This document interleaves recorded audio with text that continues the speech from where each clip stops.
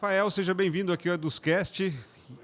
O Rafael faz o que na MLabs? Bom, eu sou fundador e CMO lá na MLabs, né? Trabalho aí diretamente com marketing, mas o meu dia a dia mesmo é criar conteúdo. Então também sou creator. Você é creator da MLabs, porque a MLabs, na verdade, também é uma plataforma, né? A MLabs é uma plataforma, é um software como serviço, então é o SaaS, é uma Martech aí que está no mercado já há 7 anos agora, tem mais de 130 mil clientes recorrentes e estamos aí, criando conteúdo também, educação. E o Fernando, faz o que na Exame? Eu também sou CMO da Exame, não sou fundador porque a Exame é 2 vezes mais velha do que eu, então nem poderia, mas estou nesse desafio lá agora de colocar a Exame na nova era dos creators, né? Porque no final das contas a Exame é uma produtora de conteúdo, sempre vendeu um produto de informação que se chamava revista, né? Afinal de contas as pessoas compravam a revista para ter informação e estamos passando esse processo de digitalização, a nova Exame que a gente chama lá.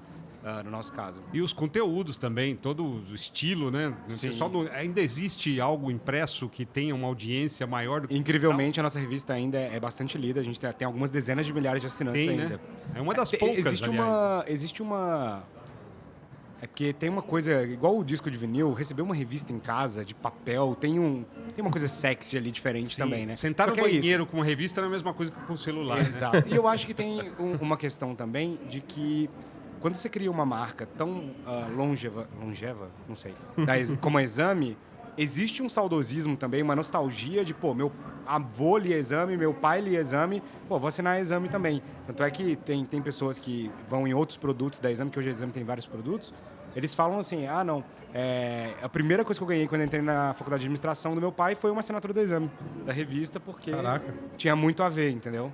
Isso é uma vantagem para a Exame chegar, por exemplo, no mercado digital, ela já chega com essa credibilidade de décadas. Que eu acho que é a nova era, né? Então, quando eu penso em nova era dos creators, a pessoa fala muito assim, o mercado de infoprodutores, o mercado de creators está saturando. E, cara, tem muita gente que fala que não. Eu acho que tá. Só que eu acho que a saturação é uma parte de maturidade do mercado. E o que acontece em mercados mais maduros? Você precisa de mais diferenciação, né? O que é marca? Marca, na minha visão, voltando à origem da palavra, né? Você marcava o boi para saber de quem que é o boi de cada pessoa. Então, ele é uma coisa que existe para diferenciar coisas que são mais ou menos iguais, né? Até o professor Arthur Bender que me ensinou essa aí. Então, marca serve para diferenciar. Quando eu boto o selo da Exame em um conteúdo, aquilo passa para as pessoas que ele já passou por um cheque de credibilidade, que alguém parou e pensou naquilo ali. Não é o cara que apareceu do nada no meu Facebook, né? Então, eu acho que à medida que economiza um tempo aí. Exato. E eu acho que os grandes criadores, eles têm um pouco desse peso meio. Você vê um anúncio do João alguma coisa, é bem diferente de você ver o anúncio do Primo Rico ou do Joel J, de outros grandes creators que você sabe que já tem um histórico maior no mercado, né? Esse histórico, ele vai virando prova social, pessoas que já usaram e que confirmam aquele produto, vai virando reclame aqui, vai virando... Tudo isso vai construindo uma percepção em volta da sua marca pessoal ou da sua empresa de que aquilo é algo a ser confiável. Afinal de contas, o que faz você entrar no carro de um estranho 11h30 da noite para voltar para casa? O selo do Uber, é isso. Porque no final das contas, é a marca do Uber que faz você fazer isso. Senão você não faria isso. Você faz exatamente o que sua mãe nunca falou. Não dorme na casa de desconhecido. Você faz exatamente isso no Airbnb. No carro do desconhecido, né? Exato. Mas é uma marca conhecida. Exato, porque a marca te dá aquela credibilidade que... Não, muita gente testou. Não vai ser logo comigo que vai dar errado. Acho que é mais ou menos isso que a marca transmite, entendeu? Perfeito. E o Rafael começou como produtor de conteúdo, né? Você começou com a MLabs ali, fazendo a plataforma, né? Como que é? É empreendedor, né? Em primeira instância, empreendedor, né? Sem dúvida nenhuma. Né? Não foi meu primeiro negócio, eu criei uma agência, antes de tudo, em 1999. Uma agência tradicional de publicidade? Não, já era digital. Já era digital? Foi uma das primeiras agências digitais do país, foi uma das maiores, inclusive. Chegamos a ter mais de 130 funcionários, grandes contas nacionais e internacionais. Mas a MLabs, ela nasce dentro da agência. Das necessidades da própria agência. Da agência de, primeiro, gerenciar múltiplas contas em múltiplas plataformas de mídias sociais, porque cada vez mais nasce uma, né? Então, até então era só o Orkut, aí depois nasce o Orkut, Facebook, YouTube, Instagram, etc. E assim foi a nossa jornada. E essas necessidades da agência que foram fazendo com que o MLabs fosse criado? Em primeira instância, sim. O MLabs surgiu dentro da sua agência? Foi a nossa primeira dor, vamos dizer assim, né? Como é que eu gerencio múltiplos clientes com um preço acessível? Até porque, então, as ferramentas todas eram gringas em dólar. Então, a gente entrou nessa onda para criar uma alternativa. Ferramentas gringas. Usávamos. E eu lembro bem, né, em 2012, crise do dólar e tal, foi onde aquele primeiro sinal acendeu. Falei, caramba, não tem nenhuma alternativa brasileira e a gente está pagando muito caro nesse negócio. Foi o primeiro. A segunda foi que vários pequenos negócios estavam procurando a agência para fazer site, fazer campanha em mídia social, fazer conteúdo, mas ali não cabia mais a nossa estrutura, né? Mas aquilo ficou na minha cabeça. Como é que eu ajudo os pequenos? De forma escalável, de uma maneira que realmente funcione. E aí a gente começou a juntar a ideia de criar uma plataforma que ajude os pequenos e eles mesmos poderem ter resultado através das mídias sociais, porque a minha visão sempre foi essa, que a presença digital iniciaria pela mídia social e não mais por um site. Isso lá em 2012 para 2013, né? E aí em 2015 a gente lança a MLabs, e aí 2 anos depois, cara, a gente já estava breakivado. Mais 2 anos depois, a gente já estava com quase 90 mil rápido, clientes. Né? Principalmente quando você resolve uma dor assim, que Exato. é de muitas agências, de muitos profissionais, a coisa começa a tomar um rumo com uma velocidade muito, muito ligeira, né? Sim. E aí, como eu falei, educação, né? Então, desde sempre a gente entendeu que para ajudar os pequenos não é só dar uma ferramenta, né? Assim como ensinar. nem os grandes, né? Se dá uma ferramenta para o grande também não resolve, né? É. Mas o fato é, a gente entendia que a gente precisava ajudar e ser um dos protagonistas em ajudar esses pequenos a entender de fato sobre marketing acima de tudo e não só sobre fazer posts, né? Esse é o primeiro ponto. Então, hoje, no meu dia a dia, eu crio conteúdo pela MLabs ou no meu próprio perfil. A gente cria cursos também. A gente também tem as nossas masterclasses gratuitas e pagas, né? E na Eduz, como é que tá essa nova era dos creators? Cara, a gente na Eduz vive isso todo santo dia, né? Todo dia, A gente tem aí algumas dezenas de milhares de produtores ativos, algumas centenas de milhares de afiliados ativos. Então, a gente está falando de participar e também gerar essa mudança em relação à era dos creators, né? Eu acho muito interessante quando a gente fala de marca, porque na jornada dos produtores, dos creators, de 2013 mais ou menos até aqui, a gente vem de uma linha de que as fórmulas ligadas à performance, esse tipo de coisa, bombavam, lead barato, cliente barato, enfim, a coisa funcionava de uma maneira muito mais rápida e lucrativa, né?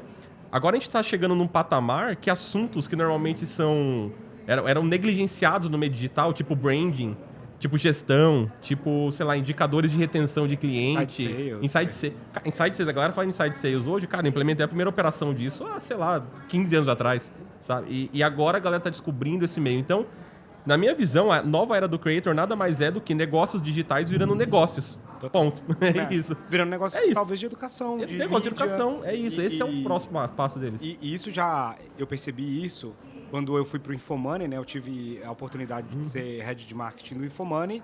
E eu cheguei lá, o Infomoney era o maior infoprodutor do Brasil, assim, a gente não tem certeza, mas era o maior infoprodutor do Brasil. E ninguém sabia que era. Por quê? Porque o Infomoney era uma empresa, era uma operação empresarial. Então, ela tinha um CEO, ela tinha um CMO, ela tinha uma área de branding, ela tinha uma área de audiovisual, era tudo feito bonitinho. Tinham vários creators ali dentro que eram profissionais, eram contratados da empresa para produzir conteúdo. E aí eu fui vendo, cara, isso aqui faz muito sentido. E o modelo em que a parada é muito mais eficiente porque ela é bem gerida. E quando eu saí assim, do Infomoney e conversei com outros criadores, eu percebi que hoje a maior dificuldade, eu acho, de escala da galera é exatamente isso, é criar uma empresa. O cara tem muita resistência de virar empresa. Normalmente ele quer virar creator, delegar 50% do faturamento dele para a agência, toca aí, depois você me conta. Só que a agência tem vários clientes, né? Então, no final das contas, ele continua sendo creator. Ele não virou uma empresa. Então, eu acredito demais nisso que você falou, assim, que o próximo passo é a profissionalização, né? E tem muito a ver com o modelo de negócios, né, cara? Porque, vamos parar pra pensar. O sistema do Zumba. O Zumba de música? Aquele Zumba, aquela dança lá, que ficava na Polishop, Zumba, claro, lembra? Aquilo é um infoproduto, cara. Claro. Aquilo é um infoproduto que usava um puta canal de vendas chamado Polishop e vários canais. Acabou. Só que qual que foi a jogada pra aquele infoproduto, que era educação, escalar o mundo inteiro? Eles credenciavam professores para aplicar aquilo nas academias. Então, eles escalaram o modelo de negócios deles de infoproduto, que no final das contas era um CD-ROM de educação, através de uma rede credenciada que foi... Cara, os caras valem 2 bi hoje. Vale 2 bi? 2 bi reais, né? 2 bi reais. Cara, é um infoproduto com valuation que, cara, escalou o mundo inteiro. Open English. Cara, é um curso online que escala... Wiser, por aí. Wiser, todos esses. Então, esses benchmarks fora do nosso mercado normalmente, que a gente acompanha, eles são muito poderosos para modelar um negócio em direção a cara, um negócio mais lucrativo, com mais valor, não só o dígito de faturamento. E né? aí você vê a galera comprando faculdade, comprando universidade, se publicando, fazendo esse tipo de movimento, ou fazendo consolidação de mercado. O Flávio Augusto comprou a Conquer, comprou uma outra de concurso. Por quê? Porque a galera sacou que isso aqui é um mercado de verdade. É um mercado multibilionário. Tem muito dinheiro nesse ganho. E que estava meio fora do radar das grandes empresas, né? A Cogna, a Anima, que sempre foram assim, gigantes, né, dos infoprodutos, vamos chamar assim. Deixa lá, o cara tá vendo curso livre e tá. Opa, peraí, esse cara tá fazendo 100 milhões em um mês. Peraí, 200 milhões em um mês. Muito, tem alguma coisa muito pra... mais. Exato. Então, tem que fazer alguma coisa, tem que começar a entender. Agora, a audiência, ela faz com que o influencer se transforme realmente num infoprodutor ou mesmo num creator? Ou não necessariamente? Ele pode simplesmente estar produzindo conteúdo ali sem se preocupar com o negócio? Na minha opinião, sim, pode e deve começar a construir conteúdo para ter uma audiência, né? Então, você não tem uma audiência para depois criar conteúdo. Eles começam a criar conteúdo com esse objetivo de transformar isso num negócio ou não? Ele começa realmente a querer audiência. Se você misturar todo mundo junto com influenciador e creator, infoprodutor, etc. Fazer isso. Com certeza, influenciador não. Influenciador, ele tem um outro tipo de objetivo, que é reconhecimento. Né? Reconhecimento, depois ter parceria com marcas, etc. Aí a gente tem os creators que não são infoprodutores, que são tipo o Manual do Mundo no YouTube. Então, é um creator. Ele cria conteúdo pensando nas pessoas, nas dúvidas que as pessoas têm. Eventualmente, ele descobriu esse mundo e começa a entrar nesse mundo porque ele vê que tem muito dinheiro. Né? Sim. E tem a galera que é infoprodutor porque já viu outros terem sucesso nisso e já começam do dia zero. E é normal que o influenciador, até pela própria audiência que ele tem, ele queira transformar isso num negócio e começar a botar um infoproduto? Nas minhas pesquisas todas, essa é uma das maiores tendências, é do influenciador se tornar creator. E assim ele começar a se tornar um negócio depois. Ele começa a transformar numa não marca ali, necessariamente né? infoproduto. Hoje eu vejo, por exemplo, a Boca Rosa, que tem uma, se não me engano, de maquiagem. Tem a outra pessoa que lança gelatina de colágeno. Eu acredito que infoproduto... É porque tem uma coisa muito específica do infoproduto que eu acho, que o infoprodutor, ele nasce um pouco diferente do influenciador. Sim. O influenciador, muitas vezes, ele foi no Big Brother, ou ele é um jogador de futebol, ou ele tem alguma influência por uma notoriedade. Por causa da audiência O que não dele. significa que ele é uma autoridade. Então, eu já vi gente que tem 5, 6 milhões de seguidores, chegou pra mim e falou, Fernando, eu fiz um lançamento e vendi 20 mil reais, eu tenho 2 milhões de seguidores, o que aconteceu? Cara, você não tem autoridade sobre nada. Ninguém quer te ouvir falar sobre aquilo. Agora, eu tenho um expert que tem 200 seguidores e um perfil fechado e vende 70 milhões no ano. Por quê? Porque ele tem muita autoridade. Ele é uma autoridade até fora do mundo digital. É o diretor de uma grande empresa, está em grandes congressos do mundo todo e por aí vai. Então, eu acho que o infoprodutor, ele nasce diferente do influencer. Eles podem se tornar uma coisa só que não necessariamente um caminho para o outro. Sim. Eu acho que... Se ele não tem especialidade, né, ele vai ter pra muita ser dificuldade para ser autoridade. Ele deveria ter uma informação a ser passada. Eu odeio o nome infoproduto, tá? Mas assim, essa é uma coisa muito minha, porque eu acho que a informação não tem valor. O que tem valor é a recomendação, o que tem valor é o conhecimento, é o Essa resultado. autoridade mesmo, né? Porque informação é, quanto que tá o dólar? Ah, 4,99. Recomendação é, o que eu faço agora que o dólar tá 4,99? É isso que tem valor. Ou até mais assim, baseado que o dólar tá 4,99, o que eu acho que vai acontecer é tal coisa e é assim que você, Regis, deveria se posicionar, que aí é uma recomendação específica. Então, eu acredito que essa autoridade, quando a autoridade encontra a audiência, e aí você tem um bom infoprodutor, entendeu? Você tem uma marca, Exato, uma marca famosa. Exato, você tem um cara que ele sabe sobre o que ele tá falando e muita gente quer ouvir esse cara. Porque também tem um monte de gente que é autoridade e ninguém quer ouvir o cara, Exato. né? Cara, inclusive, é muito mais difícil um influencer conseguir entrar no mundo do infoproduto do que a gente acha, cara. Eu conheço vários caras que literalmente floparam, cara. Deu ruim. Porque o influenciador, ele fica falando sobre si. O que ele come, o que ele veste, onde ele vai, etc. Já o creator, ele fala para as pessoas e sobre as dores das pessoas, a recomendação, por isso que ele tem mais autoridade. Porque ele está sempre olhando para o ponto de vista do que as pessoas estão precisando e como que ele pode ajudar as pessoas. Não é sobre si. E por isso que é difícil o influenciador fazer essa Exatamente. O creator, ele acaba resolvendo problemas das pessoas, né? Enquanto que o influenciador, ele só entretém praticamente com a própria vida. E o creator, eu acho que ele vai subnichando, porque eu acredito que quanto mais você se posiciona, tem uma coisa que eu falo muito, e eu acredito muito nisso, que é, cara, tenta ser o primeiro lugar do seu nicho. porque as pessoas preferem comprar do primeiro lugar. Eu prefiro comprar... Quando a pessoa chega no restaurante, normalmente ela fala, me traz uma Coca Zero. Aí o cara fala, tem Pepsi, pode ser? Não, pode ser, tudo bem, mas de preferência eu preferi o primeiro lugar. E se você não é o primeiro lugar do seu nicho, porque você tá no nicho de, sei lá, do Joel J, cara... refaz o seu nicho até ser seu primeiro lugar, entendeu? Então, hoje, a Exame do tamanho que é, a gente tem 2,8 milhões de seguidores no Instagram, é grande, tem 20 milhões de usuários únicos no site. Cara, eu não entro em briga com grande influência, com grande creators. Eu não vou vender do meu 1 milhão, eu não vou vender alta performance contra o Joel, não. Eu vou encontrar os meus nichos que conversam com a minha audiência e muito menos do que isso até, eu fico não tentando adivinhar o que eu acho legal e sair vendendo. Eu pergunto para a audiência, eu pego os inputs dela para descobrir que produto que eu vou desenvolver. Eu acho até meio arrogante essa parada de, tipo, a galera, todo mundo quer ser o Steve Jobs, né? Eu vou ficar lá 6 anos sumido, do nada eu vou voltar com o iPhone. Não é realidade. Cara, você não é o Steve Jobs, entendeu? Só que a galera tá doida para comprar um monte de coisa de você. E aí é o que eu acho que os influenciadores se pecam. O cara fala assim, cara, tô vendo um monte de gente ganhando dinheiro vendendo curso. Eu vou vender um curso também. De que eu sei falar? E aí é o quê? É uma solução em busca de um problema. Não é um problema real da audiência. Às vezes o que a sua audiência quer saber de você é como que você se maqueia, cara. E qual produto de maquiagem você tá usando. E aí você vai lá pra produzir e fala, sei lá, produto X, aqui, empresa X. Todo mundo quer saber, vamos fazer uma ação conjunta aqui? Não precisa de me pagar nada upfront, não? 50-50, vamos fazer? E aí faz muito mais sentido para sua audiência do que um infoproduto, como o Regis entendeu? falou, muito mais difícil realmente para o influencer se transformar Exatamente. no creator, né? A gente tem vários cases aqui, cases ruins, digamos assim, né? De gente que tentou ir milhões na audiência e não conseguiu, justamente por esse motivo que você como o Fernando comentou, né? Agora, ao contrário, então o creator ali, ele se transformar em alguém, né? Às vezes até com um apelo mais para uma audiência maior, é mais fácil, porque ele já tem o conhecimento, ele já tem a especialidade dele ali, ele pode adquirir técnicas, vamos dizer assim, para arrebatar multidões, né? É a história ele da subir para um palco. né? A gente teve aqui um programa que falou dos eventos, né? Dos creators que realmente chegam no palco ali e fazer um evento para milhares de pessoas ali acompanharem.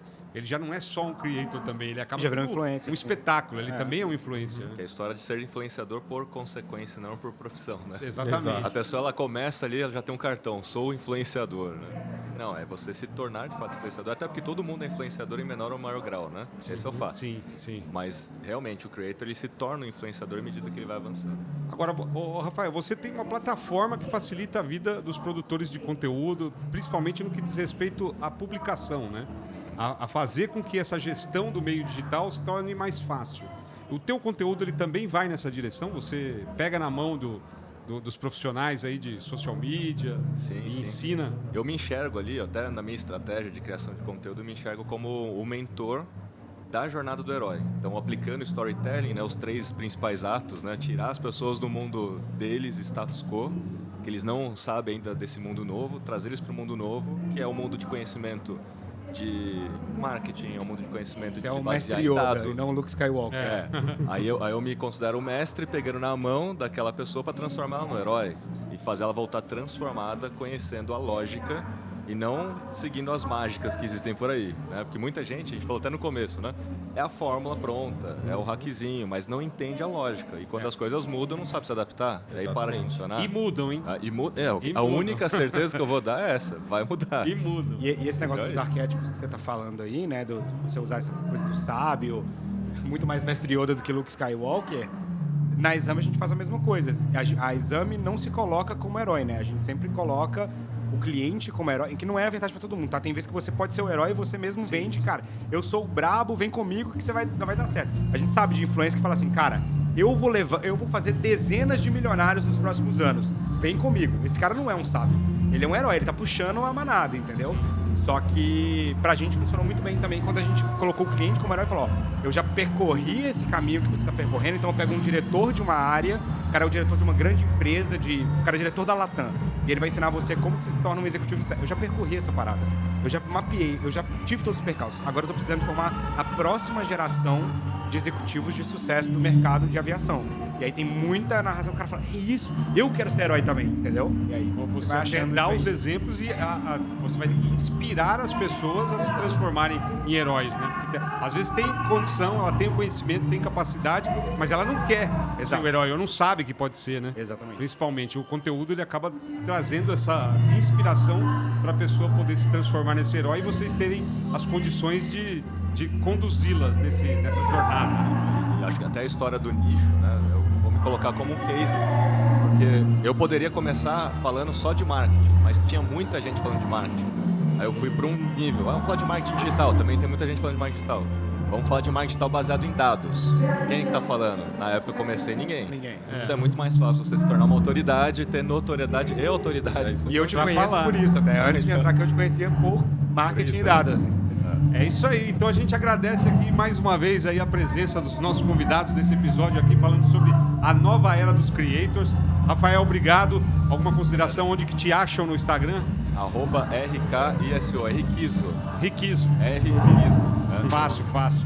E você, Fernando? Fernando Miranda, 777.